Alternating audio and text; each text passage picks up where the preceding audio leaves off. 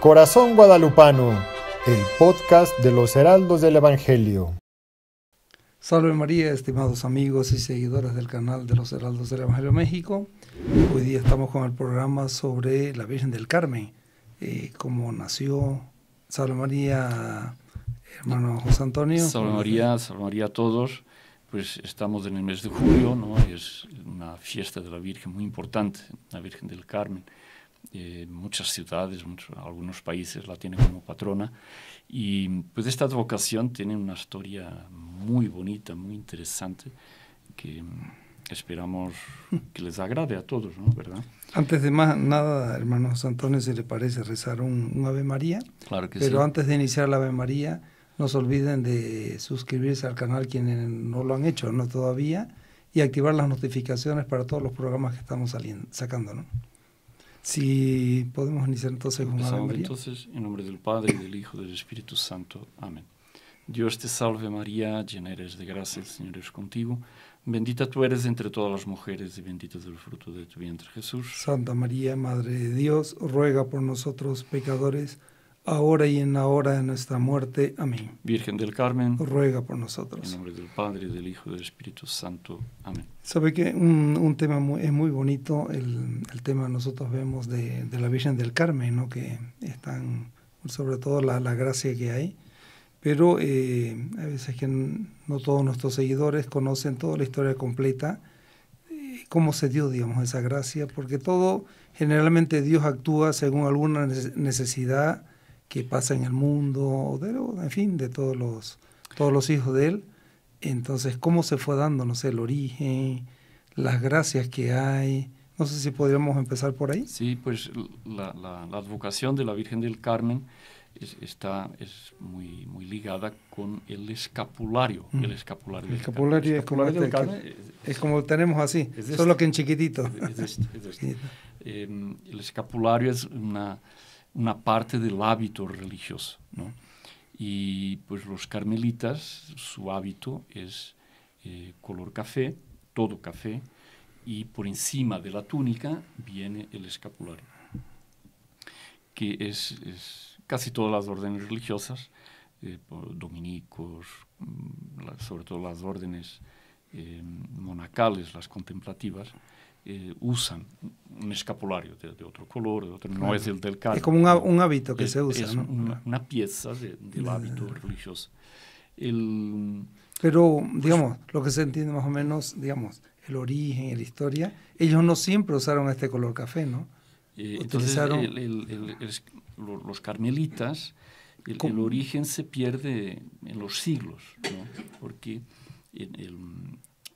su origen es en el Monte Carmelo, ¿no? El Monte Carmelo fue donde Elías, el profeta Elías, que es uno de los principales profetas del Antiguo Testamento, en la transfiguración de nuestro Señor Jesucristo, aparecen Moisés y Elías. Son dos personajes, dos así personajes famosos, importantísimos del Antiguo Testamento.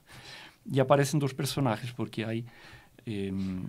eso está relacionado con las costumbres del Antiguo Testamento, que para tornar válido un testimonio eran necesarios dos testigos. Entonces, como que eran los dos testigos del Antiguo Testamento que confirmaban la misión de Mesías de nuestro Señor Jesucristo. Entonces ellos se aparecen.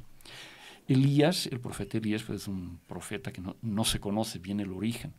En la escritura apenas dice, y apareció Elías el tesbita. No se sabe de dónde vino, quién era el papá, la mamá, qué familia. Solo nada. el personaje y la misión. Y ¿no? la misión, exactamente. Tan importante. Y no voy aquí a contar toda la historia de Elías, que es muy linda también. Que otro día sería interesante hacerlo eso. Interesante, muy interesante, sí, la historia de Elías. Cómo se da la vocación de él, cómo la recibe. Él exactamente enfrenta, denuncia los errores de su tiempo, pero es otro tema. Pero él tenía seguidores, ¿no? Eliseo, el profeta Eliseo era su discípulo perfecto. Su brazo derecho. Su brazo derecho, exactamente. Y él tenía discípulos que lo seguían y lo apoyaban en su misión. Y después ellos, sus discípulos, se formaron una comunidad contemplativa de oración en el Monte Carmelo, ¿no? Y ahí empieza el origen de los carmelitas porque... Por el Monte Carmelo. Monte Carmelo, exactamente, justamente. El profeta Elías tiene una singularidad muy, muy importante, según la tradición. Eso no está propiamente en la escritura, pero en la tradición de los carmelitas, en la tradición de la iglesia, que él fue el primer devoto de la Santísima Virgen. Cuando él lanza el castigo sobre Israel, que se había apartado del buen camino, de la recta ley, de los mandamientos de la ley de Dios, habían entrado por la idolatría. Porque se había casado, ¿no? el rey Ahab con Jezabel, que era de Fenicia, ¿no? Que era fenicia, y los fenicios tenían unas costumbres pésimas, ¿no? Hacían el culto de Baal, ¿no? Pues, en fin, tenía todo tipo de horrores.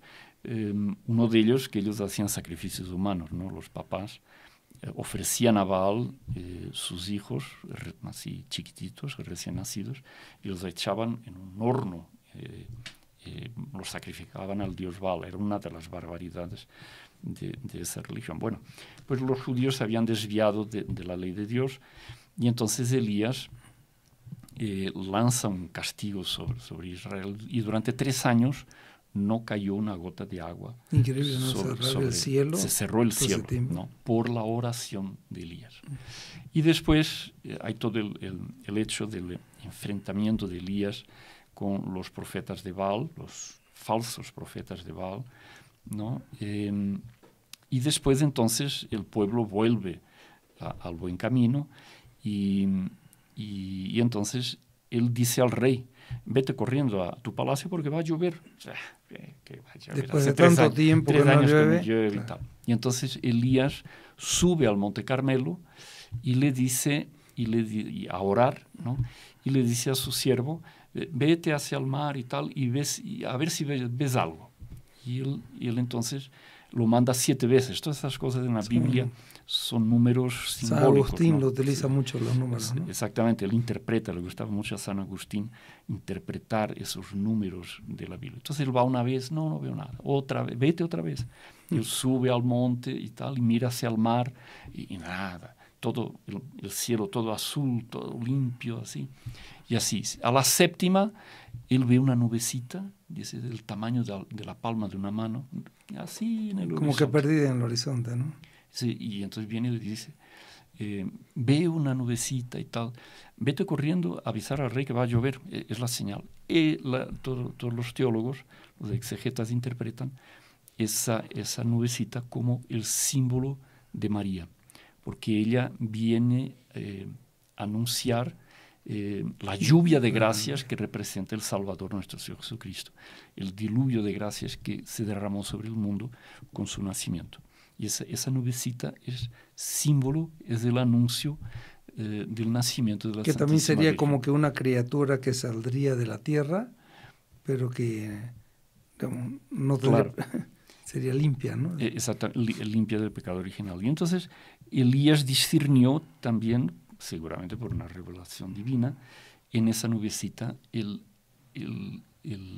la venida de la Santísima Virgen. Y él fue, según la tradición, el primer devoto de la Santísima Virgen antes mismo que ella hubiera nacido.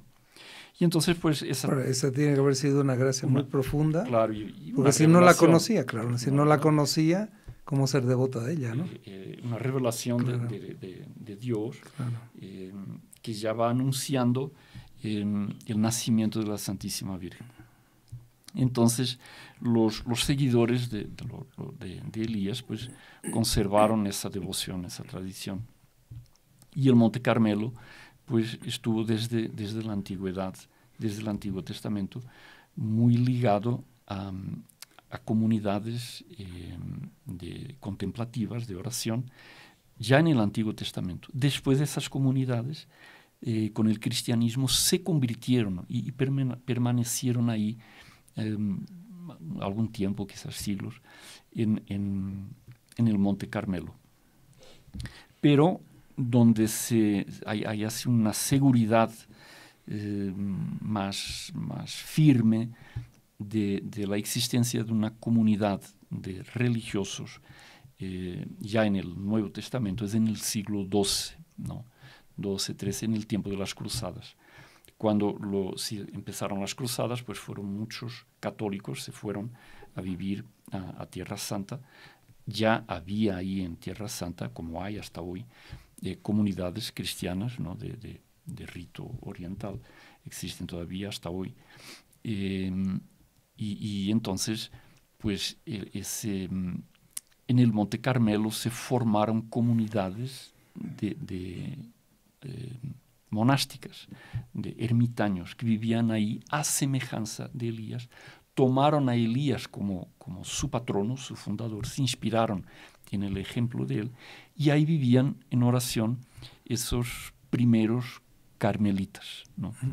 Que sería el origen de los carmelitas en el futuro. Exactamente, ese es el origen moderno, digamos así, ya en el Antiguo Testamento, de los carmelitas. Pero pues vinieron las cruzadas, pues guerras con los musulmanes y tal, y ellos tuvieron que salir, digamos. Unas cruzadas fueron victoriosas, otras fracasaron, y después al final los cristianos perdieron el dominio, los cruzados perdieron el dominio de Tierra Santa. Ellos se quedaron ahí como 100 y pico años, ¿no? Conquistaron Jerusalén y tal, no sé, pero después lo perdieron, y entonces los cristianos se quedaron pues en manos de los musulmanes, pues.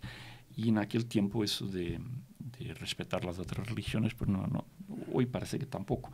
Pero en aquel tiempo sí eran muy crueles los musulmanes en relación a los católicos. Hoy día parece que también son bastante. Y pues los perseguían y tal. Y entonces los cargaban de impuestos, los oprimían, pues los transformaban en esclavos. Los cristianos, bajo el dominio de los musulmanes, pues tenían una vida muy difícil. Y entonces estos carmelitas que vivían en el Monte Carmelo vieron que ahí, pues, aquí no da para seguir viviendo. Claro. Aquí no tenemos futuro. Y es ahí que entra el papel de San Simón Stock, ¿no? Ahí damos como que un salto. Un salto. San Simón Stock era inglés. Tiene una historia muy linda, no la voy a contar toda porque es muy larga, lindísima. Apenas como es la vida de los santos. A veces la gente se hace una idea así un poco romántica. Que ya nacen con la aureola, sí, y que no tienen problemas. ¿No? Y que no tienen problemas, hasta pueden hacer milagros y todo. Pero a veces el hacer milagros es también motivo de persecución, porque nacen invidias y ese, porque sepan ahora que se cree que hace milagros y tal. Y entonces no es así tan sencillo. Bueno, este San Simón Stock era Simón de Stock, su papá. Era de ese pueblo ahí, tenía un castillo, era un señor feudal, pudiente, tenía tierras, tenía un castillo. Y desde chiquito Simón, pues de muestras de mucha piedad, de mucho fervor religioso, muy inteligente, un chico muy agradable, que encantaba a todo el mundo y tal. Pero él tenía un hermano mayor. Esto estamos hablando de 1100 y muchos, 1200, siglo XII, XIII, por ahí. ¿No? Que la iglesia, la Europa toda era cristiana, católica, plagada de santos y órdenes religiosas y papas santos. Fue la época de más esplendor de la iglesia, se construyeron las catedrales, en fin. Y la gente era realmente muy, muy, muy religiosa. Y la gente vivía sobre todo en función de Dios. En función de Dios. Que es la finalidad para lo que nosotros pues venimos a la tierra, ¿no? Exactamente. Que uno se olvida a veces. Muchas veces nos olvidamos. Y entonces el pequeño Simón, pues el hermano, pues a veces lo que más incomoda en los santos es la castidad, ¿no? Es una virtud hoy día muy olvidada, ¿no? Tristemente. Pero es una virtud que el impío no soporta, ¿no? Hasta soporta otras virtudes, pero la castidad lo deja así, es algo que no soporta. Y entonces el hermano mayor del pequeño Simón lo quiso corromper, ¿no?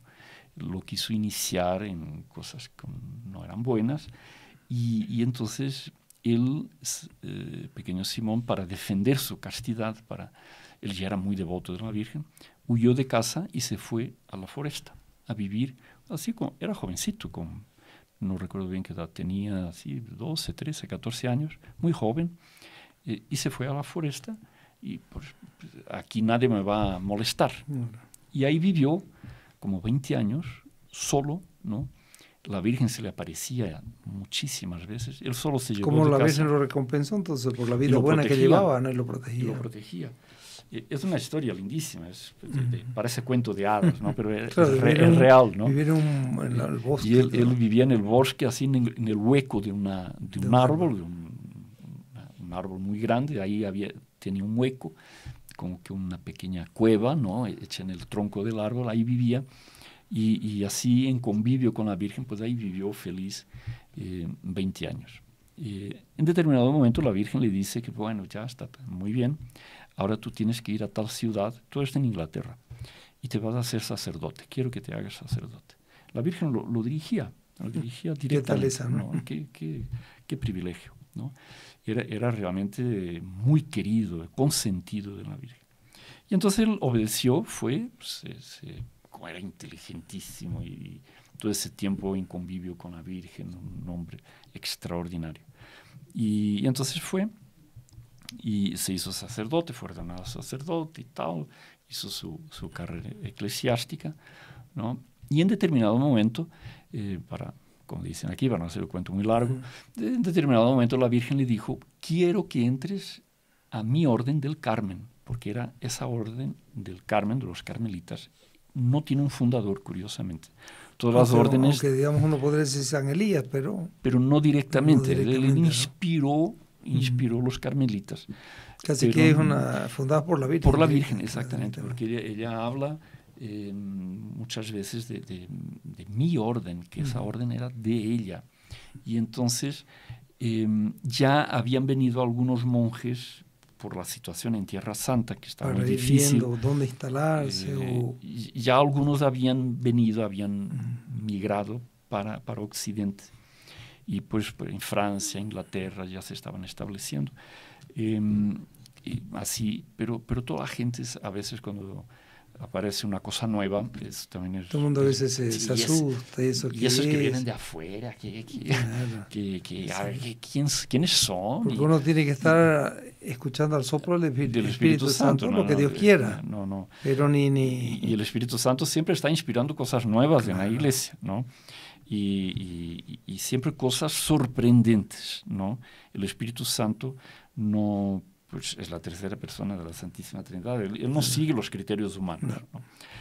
A veces los canonistas los canonistas comentan que el Espíritu Santo no conoce el derecho canónico, porque siempre inspira cosas que no se encajan, que no se encajan en las leyes que ya están publicadas. Eso es muy frecuente. Aquí, así en paréntesis, nos pasa a nosotros los heraldos. Nos dicen, pero ustedes con ese hábito, no, pero es que es una cosa nueva, entonces pues no encaja. No. Entonces, pues a los carmelitas les pasó eso. No se encajaban bien con el esquema. ¿De dónde vienen? ¿De dónde vienes? Pues vienen de Oriente, qué cosa rara con ese hábito medio raro. ¿Y qué regla tienen? Y bueno. Y empezó así una campaña de calumnias, de difamación. Intentar desprestigiarlos. Para desprestigiarlos y tal. Y entonces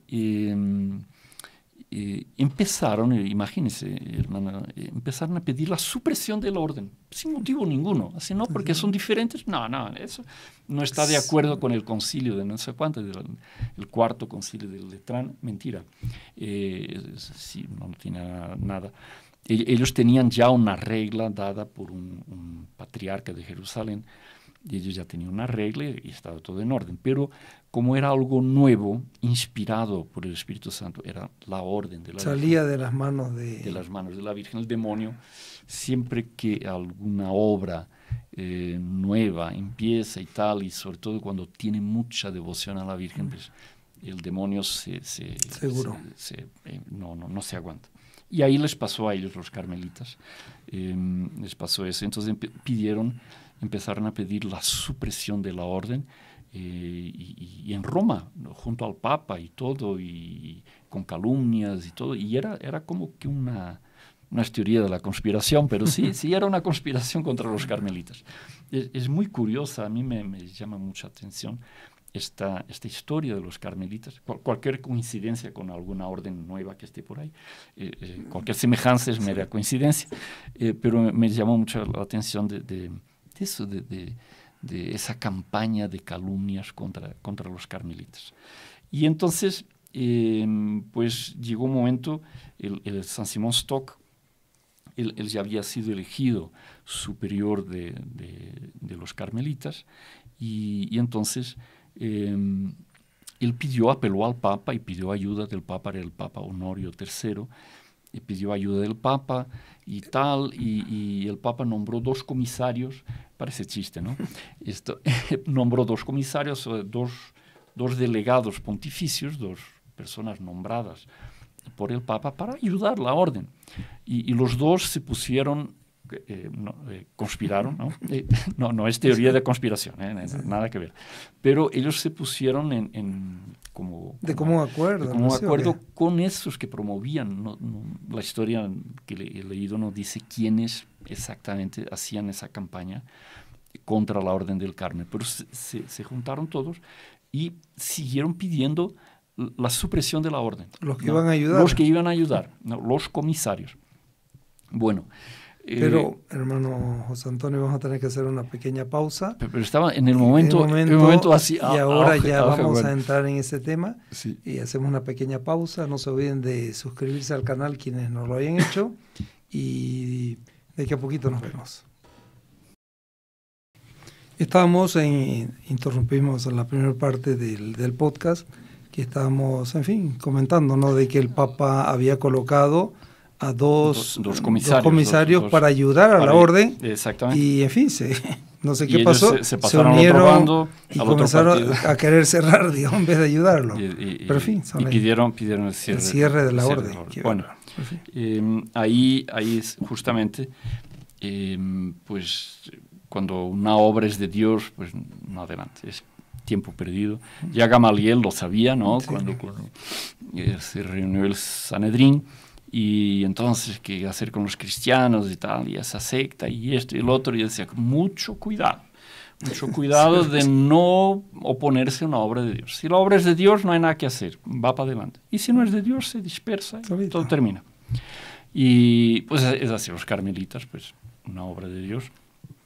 Y a lo largo de la Iglesia, cuántas obras de Dios que las persiguieron, intentaron cerrarla, y obstáculos, no adelantó, van para adelante. Y entonces, pues, cuando estaba así, ya San Simón Stock ya no sabía qué hacer, devotísimo de la Virgen, claro, pidiendo la ayuda del cielo. Y entonces la propia Virgen, la Santísima Virgen, se le apareció al Papa Honorio III. Dice, ya, hijito, ya. No dijo así, pero casi.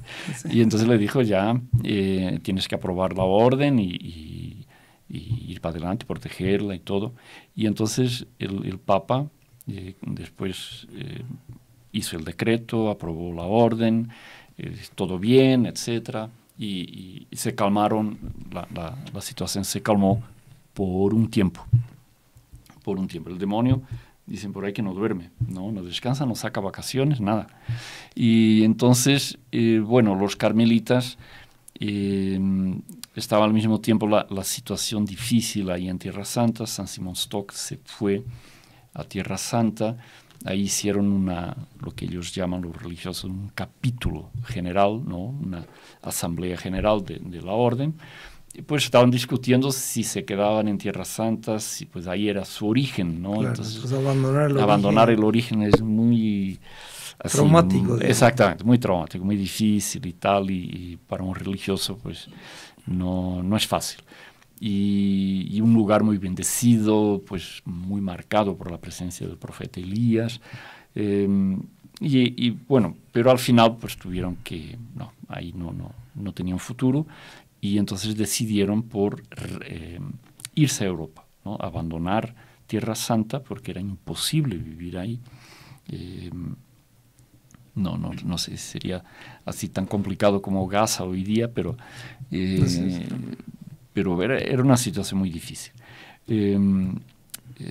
Constantemente molestados por los musulmanes y tal, no podían permanecer en Tierra Santa. Y entonces se fueron a Europa junto con los cruzados que constantemente iban y venían y tal, los barcos, y ellos, en esos barcos que traían los cruzados, pues ellos se fueron y entonces empezaron, hubo un incremento muy grande de religiosos que venían de Tierra Santa y entonces se establecieron, empezaron a establecerse en Europa, Francia, Italia, Inglaterra, los varios países de Europa. Y bueno, y nuevamente, pues, pero esto dentro de la iglesia, no era gente así, impíos, ateos.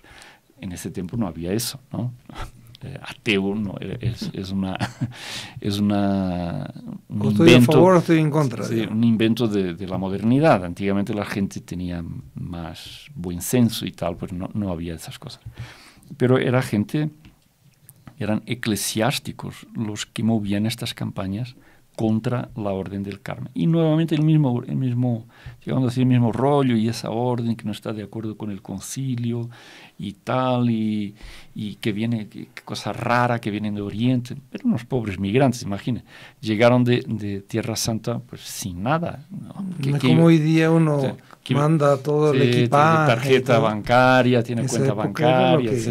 Y vinieron sin nada, apenas con lo que tenían y empezaron a establecer comunidades y tal, y despertaron muchas envidias. La envidia es tremendo, ¿no? Ya Lucifer, pues, en el cielo, ¿no?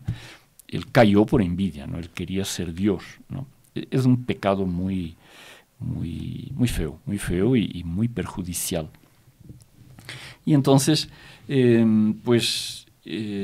nuevamente San Simón Stock, pues ya mayor, porque ya habían pasado muchos años, él ya era bastante mayor, ahí en Tierra Santa fue elegido nuevamente superior general de los carmelitas, ya casi con 80 años, ¿no? Ya muy mayor.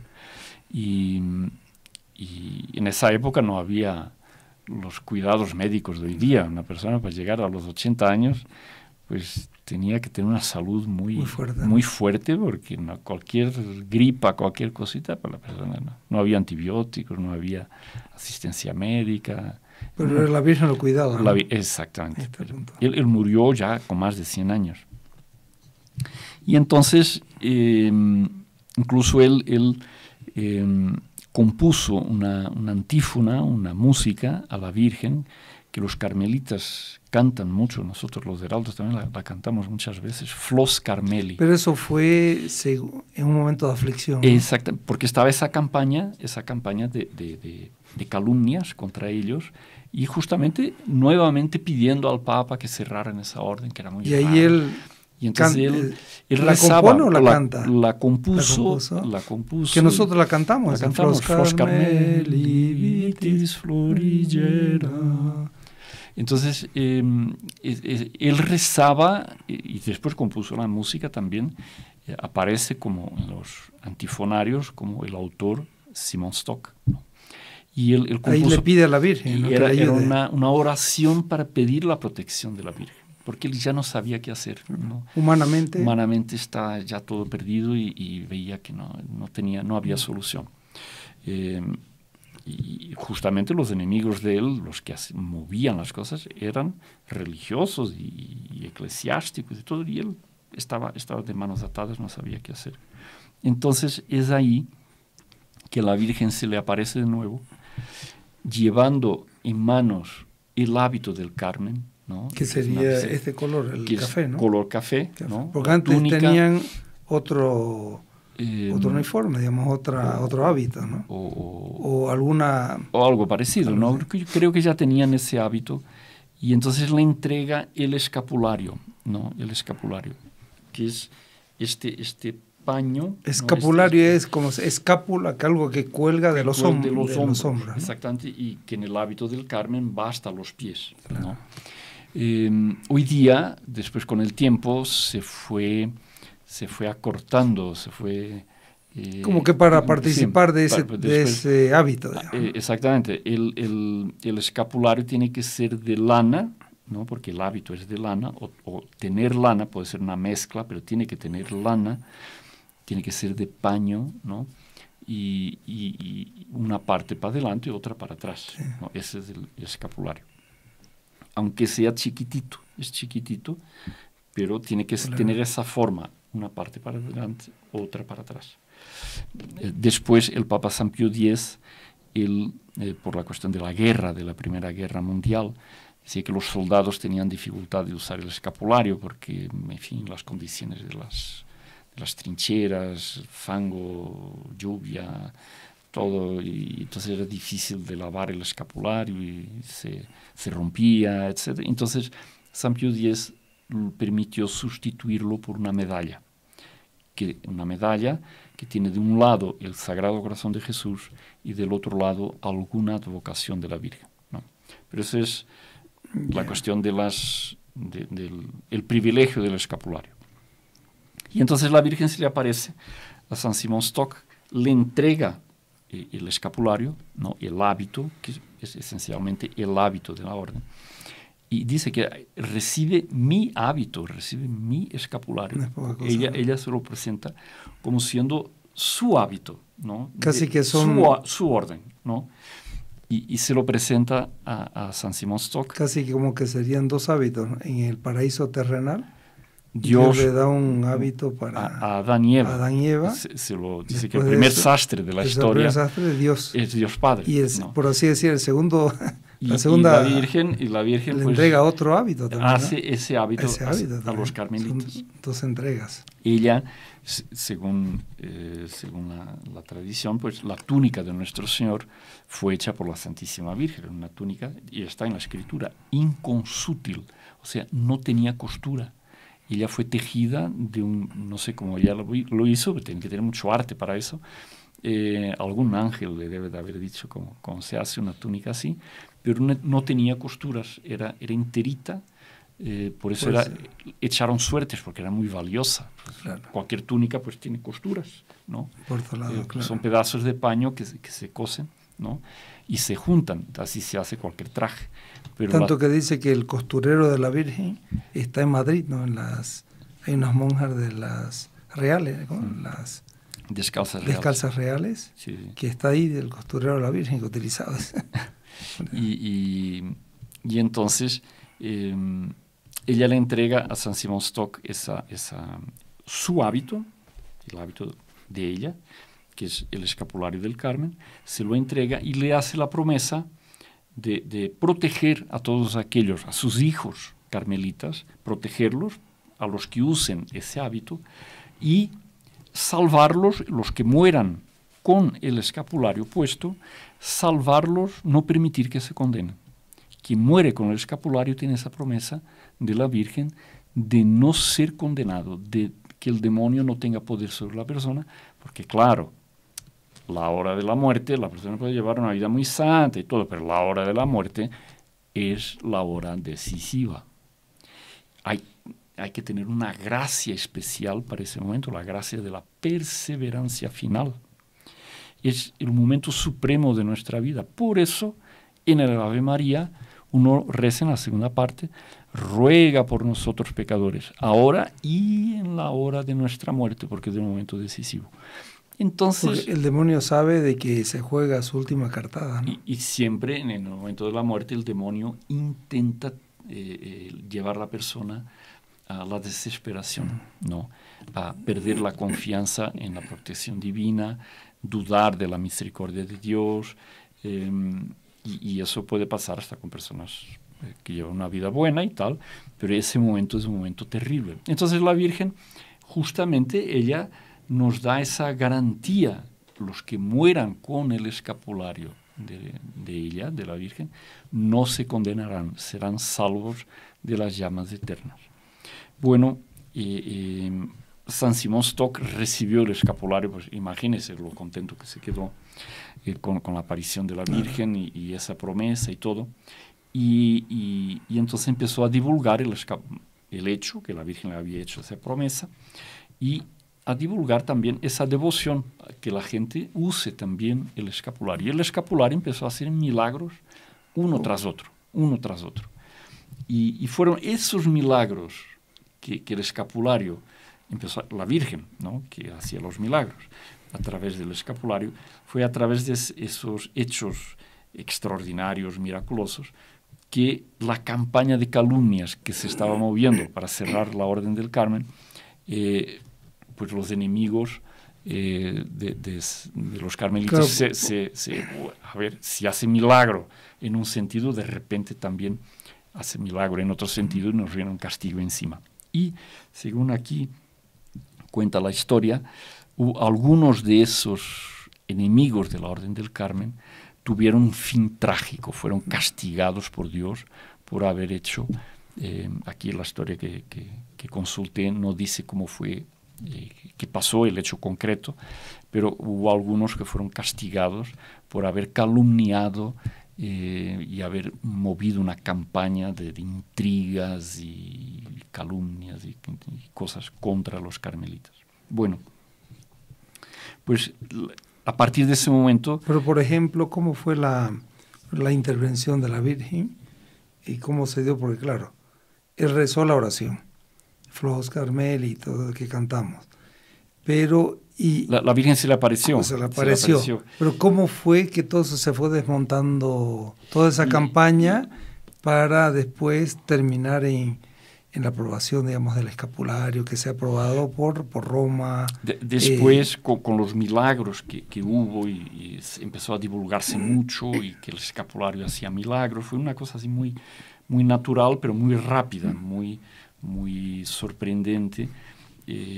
Hubo un otro papa, ¿no?, Juan XXII, también se le apareció la Virgen y entonces le agregó un privilegio más, ¿no?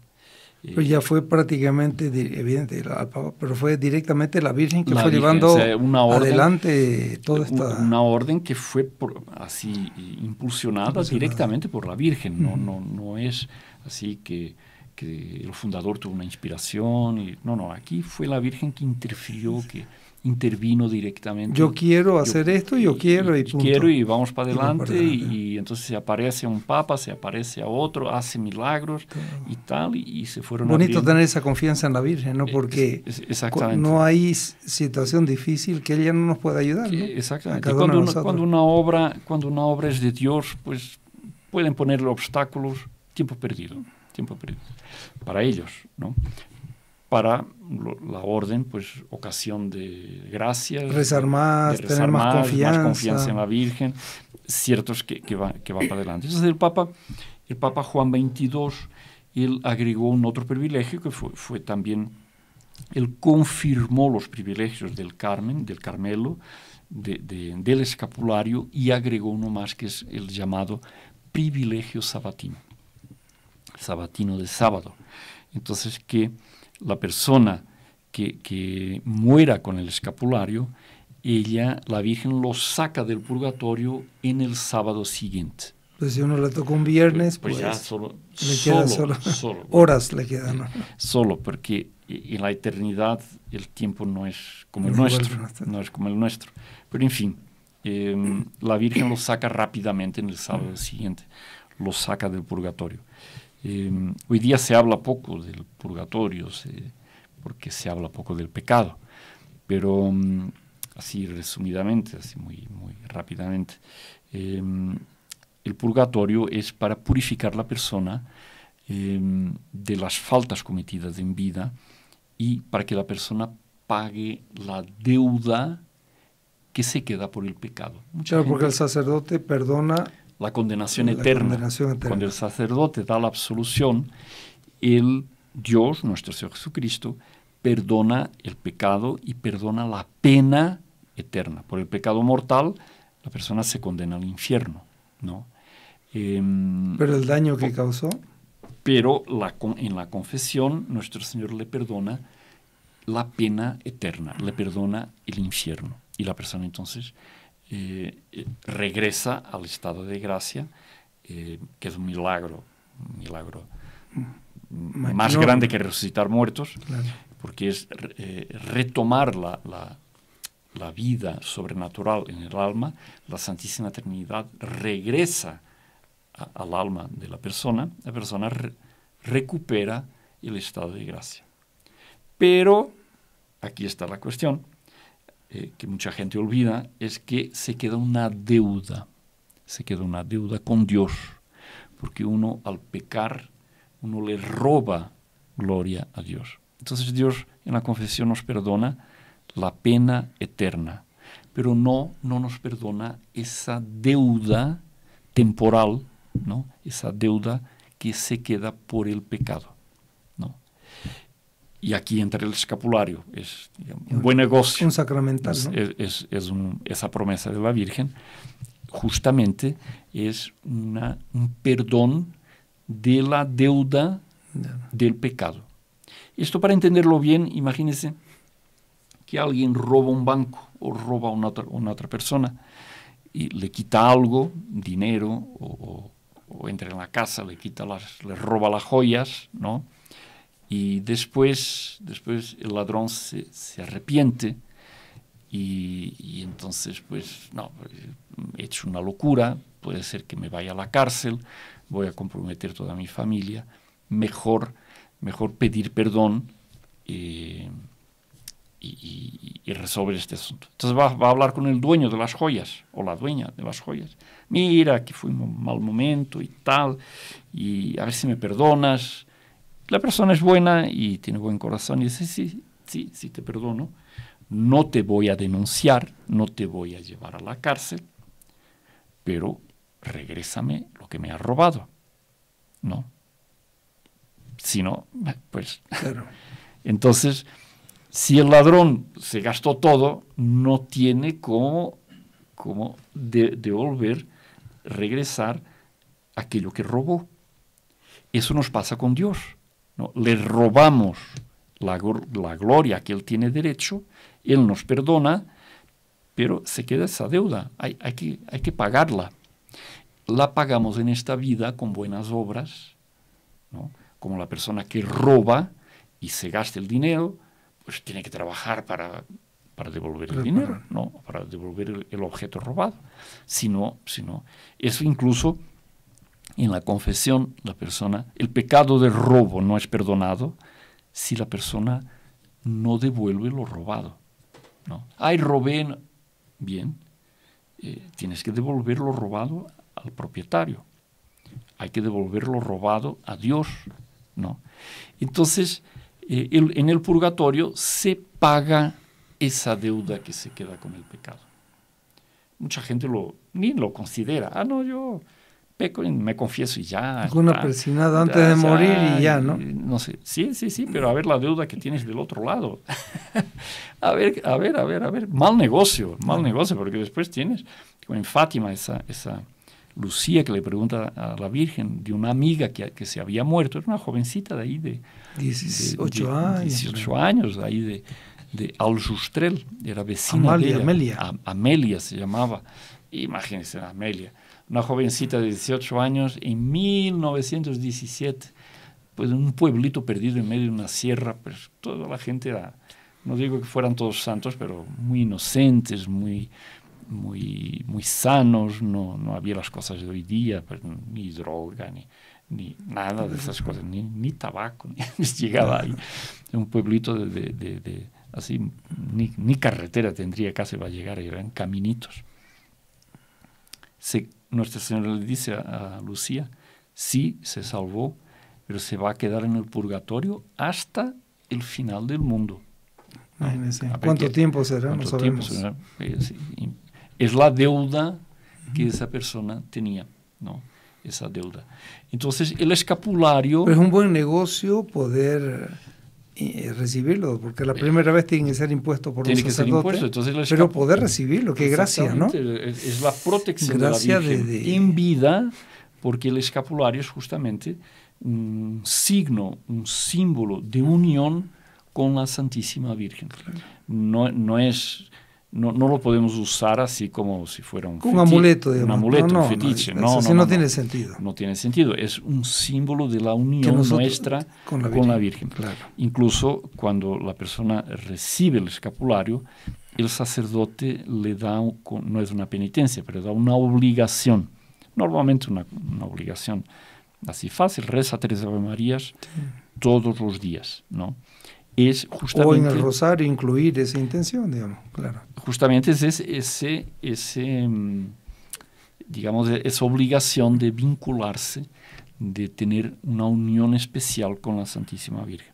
Entonces, ella protege a los que usan su hábito, que es el escapulario, y después de la muerte, ella no deja a la persona abandonada ahí en el escapulario, en el purgatorio. Ahora la vas a pagar todas hasta el último pesito, ¿no? Hasta el último céntimo. No, la Virgen es madre, e incluso por más que la persona haya cometido faltas y tenga algo que pagar en el purgatorio, ella no se olvida de la persona, y en el sábado siguiente a su muerte, la saca del purgatorio y la lleva al cielo. Entonces, el escapulario es un medio que nos ayuda en una protección. Una protección, y un medio que nos ayuda en el camino de la salvación. Y es bonito, ¿no? Porque, digamos, si a mí me ofrecen el rosario, pues me agarro esa cuerda para ir al cielo. Si me ofrecen la medalla, pues también. Ahora sí, esta super gracia, esta cuerda que nos están ofreciendo el escapulario, pues digamos, queremos ser hijos de Dios, de la Virgen, pues ¿por qué no usarlo? Esta es una cosa tan sencilla. Y es tan fácil, ¿no? ¿no? Entonces, ¿cómo recibir el escapulario? ¿No? Antiguamente solo los carmelitas podían conceder digamos, admitir, en realidad era admitir la persona en la orden del Carmen. Entonces la persona pasaba a ser parte de la familia carmelita y recibía el hábito, el escapulario, y entonces pasaba a tener esos privilegios que la Virgen había concedido, con la condición de usar siempre el escapulario sobre sí. Con el tiempo los papas tienen el poder de las llaves, ¿no? Y esa promesa que nuestro Señor hace a San Pedro: todo lo que ligares en la tierra será ligado en el cielo, y todo lo que desligares en la tierra será desligado en el cielo. Ese poder de las llaves de ligar y desligar se aplica aquí a esta cuestión del escapulario, ¿no? Porque ese privilegio era solo de los carmelitas. De los carmelitas. Ahora pasa a todos nosotros. Y entonces los papas, ellos alargaron ese poder, ¿no? Que todos los sacerdotes pueden imponer el escapulario sin tener un permiso especial, nada. Antes era necesario un permiso especial, pero en vista de los beneficios así milagrosos del escapulario, los papas extendieron ese privilegio de admitir las personas en la Orden del Carmen y de recibir el escapulario. Los papas lo extendieron a todos los sacerdotes. Cualquier sacerdote puede imponer el escapulario. Entonces, pero la imposición es solamente... Muy bien, una vez. En la vida. Una vez en la vida. ¿No es cada vez que uno cambia escapulario? No necesita una bendición nueva. El escapulario, el Padre bendice el escapulario, lo impone a la persona. La persona lo usa, lo puede sustituir por la medalla, ¿no? También es debido al poder de las llaves que el Papa cambió el escapulario por la medalla. Él lo hizo aquí en la tierra y la Virgen lo acepta en el cielo, ¿no? Es el pero poder de las quien llaves. pueda usar el escapulario, pues, ¿no?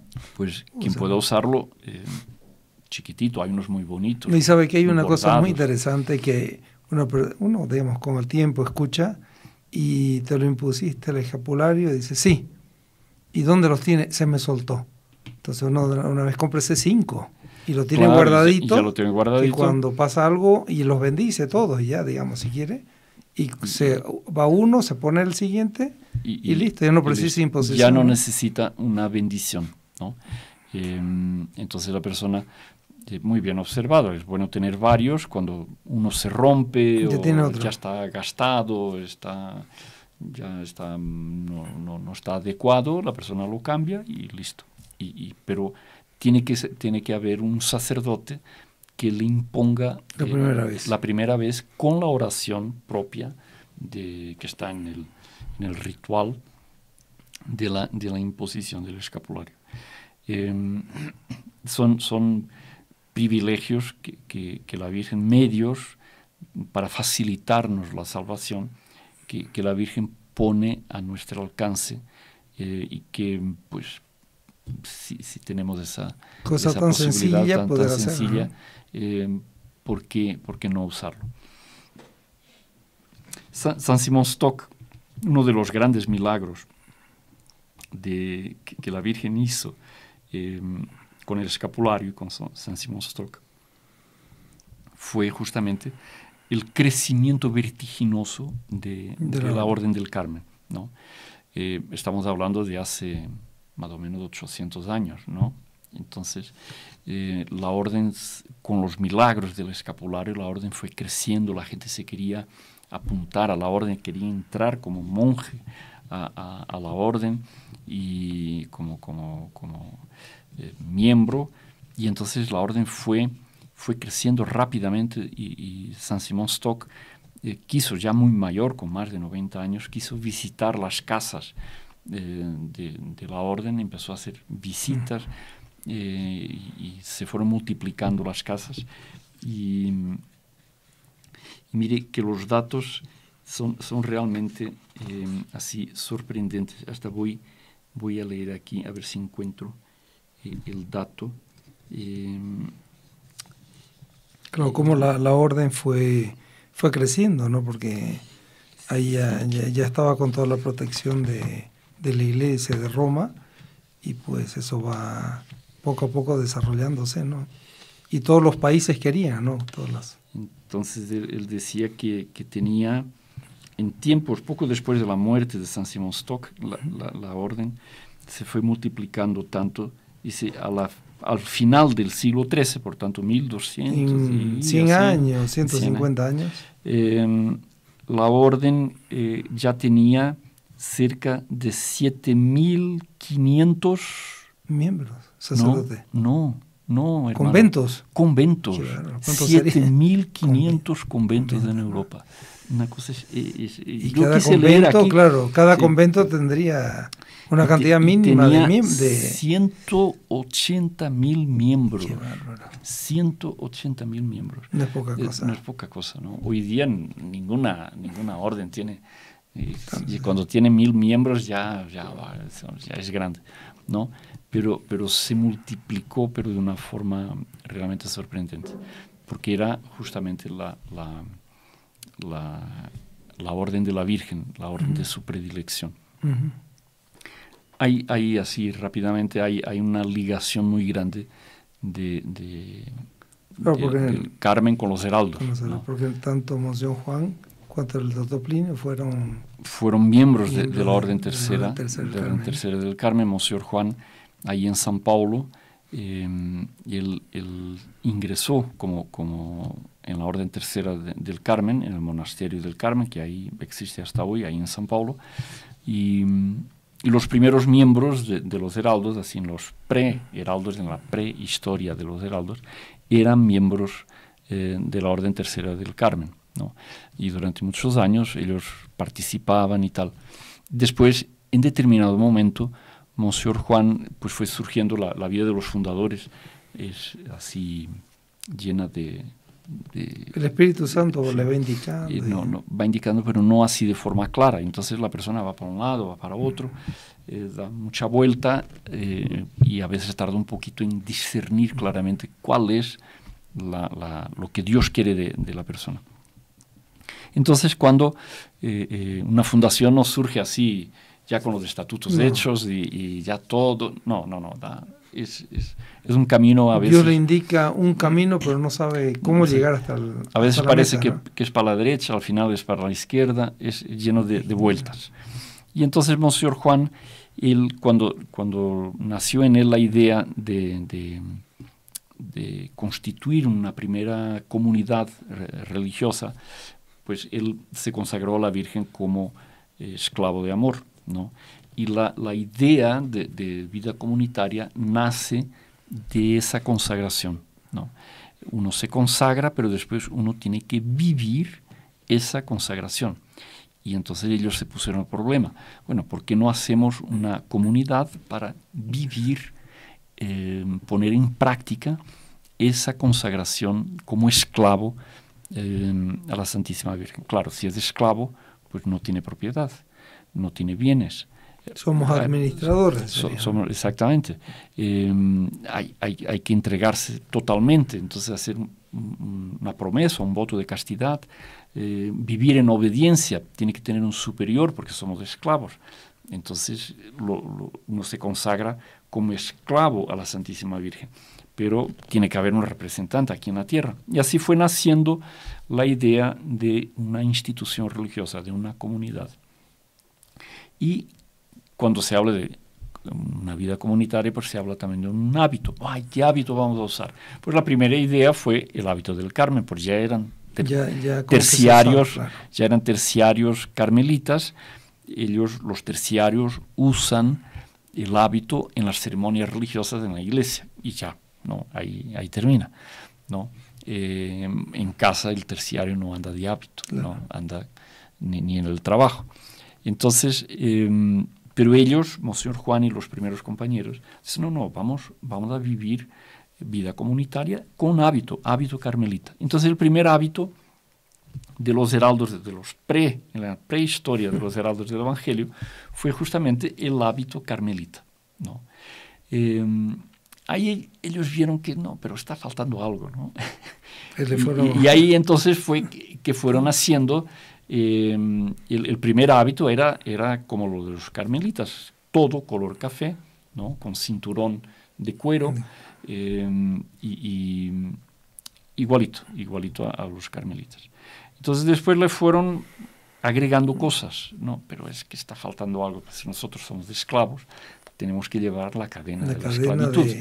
San Luis recomienda, ¿no? Llevarla en alguna parte. O en el pulso, con una pulsera, o al cuello. Y él dice no, que sea. Pero tiene que ser de hierro. Ahí Monseñor Juan, pues, como Monseñor Juan siempre es de grandes soluciones, ¿no? Es bastante radical, en el buen sentido, ¿no? Entonces, si es cadena de esclavo, pues sí, es cadena. ¿Sabe que hay una cosa curiosa con las consagraciones ahora? Nos piden, oye, ¿cómo puedo tener esta cadena? Esa cadena, ¿no? Hay que buscar. Este es solo para nosotros. Y entonces, claro, fueron a buscar una cadena de verdad, una cadena para encadenar un esclavo, ¿no? Claro. Entonces, claro que nadie estaba encadenado, pero la usaron como cinturón en el hábito, justamente para dar testimonio de esa esclavitud de amor a la Virgen. Y así fue la cruz, falta algo en el hábito, el hábito no está así, no estaba a gusto, faltaba algo.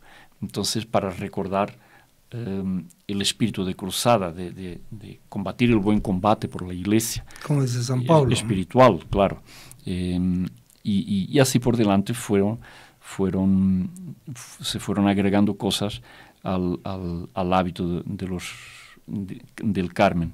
Después, con el tiempo, se hizo una distinción entre los laicos y los sacerdotes. Cuando ya nació la rama sacerdotal, los sacerdotes se quedaron con el hábito del Carmen, color café, y los laicos, para diferenciar, se quedaron con el color, la túnica blanca. Y así se fue poniendo el medallón, que es el carisma de los heraldos, ¿no? La devoción a María, al Santísimo Sacramento y al Papa, tiene las llaves pontificias. Y así fue naciendo el hábito de los heraldos, que tiene su origen en el hábito del Carmen, ¿no? El escapulario si bien que tiene la cruz por encima, es el escapulario del Carmen, color café y de lana, ¿no? Y así nosotros, los heraldos del Evangelio, nos consideramos como que una extensión, una continuación de la Orden del Carmen, que viene, su origen más remoto, es en el Monte Carmelo con el profeta Elías, ¿no? Qué bonito todo, ¿no? Entonces, pues, vamos a pedir a la Santísima Virgen, y vamos a hacer a propósito, de buscar un escapulario normalmente. Quienes no lo tengan, porque no es la oportunidad ahora, ¿no? Cualquier librería religiosa es muy común eso. Es muy común, o casa de objetos religiosos tiene el escapulario o la medalla del escapulario. La advocación de la Virgen no tiene que ser obligatoriamente la Virgen del Carmen, puede ser cualquier advocación de la Virgen. Solamente la tela, ¿no? Cuando es medalla, ¿no? Cuando es medalla, es de un lado el Sagrado Corazón de Jesús y del otro lado una advocación de la Virgen, puede ser cualquiera, ¿no? Pero tiene que ser bendecida según la bendición del escapulario, del Carmen, y que todos los sacerdotes pueden hacerlo. Vamos pues en esta... Así que esto nos anima para seguir adelante con esta devoción. Y sobre todo en un mundo que hay tantos peligros. Tener una protección más. Esa vinculación con la Santísima Virgen es también una protección, ¿no? Delante de tantos peligros que hay en el mundo, espirituales sobre todo, que todo hoy día jala para el mal, para para el pecado, y también una protección de los peligros físicos que hay en cuántas cosas malas que nos quieren hacer a cada uno. Exactamente. Pues muchas gracias por haber, ¿no? Desarrollado todo este tema tan bonito para todos nuestros seguidores. Y deseamos que todos aumenten con este podcast, que sea oportunidad también de aumentar la devoción a la Virgen. Podemos, si le parece, pedir la bendición de la Virgen para encerrar este programa. No sé si tuviera alguna otra cosa más para añadirnos. Vamos entonces a pedir a la Santísima Virgen que nos bendiga. Dulce Madre, no te alejes, tu vista de mí no apartes, ven conmigo a todas partes y solo nunca me dejes. Ya que me proteges tanto como verdadera Madre, haz que me bendiga el Padre, el Hijo y el Espíritu Santo. Amén. Muchas gracias. Salve María. No se olviden de suscribirse al canal, quien no lo haya hecho, de activar las notificaciones, dar el like, y si tienen un comentario, pues no se olviden de colocarlo. Hasta el próximo programa. Salve María.